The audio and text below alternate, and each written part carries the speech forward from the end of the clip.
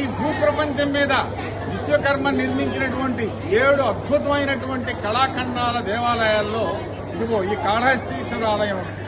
ఈ కాళహస్తీశ్వర ఆలయం శిల్పకళా సంపద ఎంత ఆనందంగా ఎంత అద్భుతంగా ఉందంటే అంత అద్భుతంగా ఉంటుంది. మొత్తం 1100 ఇవి స్తంభాలున్నాయి.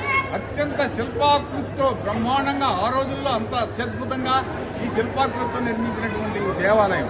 ముఖ్యంగా ఏంటంటే ఈ దేవాలయం మెయిన్ ఎంట్రన్స్ దక్షిణముఖంగా ఉంటుంది. సాధారణంగా దక్షిణముఖంగా దేవాలయాలు ఉండవు.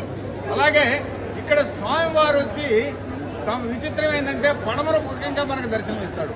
మళ్ళీ దేవాలయంలో మనకు నిత్య పూజలు తర్వాత నిత్య కళ్యాణం జరుగుతుంది. చాలా మందికి తెలియదు నిత్య కళ్యాణం జరుగుతుంది. ఇక్కడ నిత్య కళ్యాణం జరుగుతుంది, నిత్య పూజలు జరుగుతుంది. ముఖ్యంగా ఏంటంటే రాహుకేతు పూజ ఇక్కడ చాలా ముఖ్యమైనటువంటిది. తర్వాత కాలసర్పదోషం పూజ.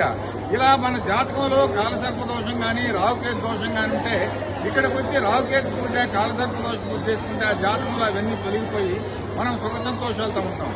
ఇంకొక విశేషం ఏంటంటే ఇక్కడ అమ్మవారు దర్శించుకుంటే ఎంత ఆనందంగా తన్మయత్వం చెందుతాం.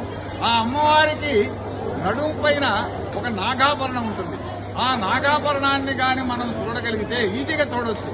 చూస్తే ఆ నాగాభరణం మనకు ఉన్నటువంటి దోషాలు ఏదన్నా ఉంటే మొత్తం సకల దోషాలన్నీ అలా తుడిచిపెట్టుకోపోతాయి. తర్వాత మీకేంటంటే ఈ కాళహస్తిలో ప్రత్యేకత మనకు దర్శనానికి విషయంలోకి వస్తే చాలా మంది ఇబ్బంది పడతారు. అలా కాకుండా ఈ దర్శనం ఏంటంటే మీకు 200 రూపాయల దర్శనం ఉంది, 500 రూపాయల అంతరాలయ దర్శనం ఉంది. మీకు 200 కానీ 500 కానీ తీసుకుంటే చాలా మందికి తెలియని విషయం అంటే స్వామివారి వరకే దర్శనం అనుకుంటారు. ఇది కానీ అదే టికెట్ పైన అమ్మవారిని కూడా దర్శించుకోవచ్చు. మీరు తిరుపతికి వచ్చినప్పుడు కానీ చుట్టుపక్కల ప్రాంతాలకు వచ్చినప్పుడు కానీ కాళహస్తి అద్భుతమైనటువంటి దేవాలయం. రండి, స్వామివారిని దర్శించుకోండి. అందులో శంకరుడు వచ్చి బోళాశంకరుడు అంటారు. మీకు మనసులో ఉన్న కోరికలన్నీ, నీకు కోరిన కోరికలన్నీ ఆయన నెరవేర్చిస్తాడు.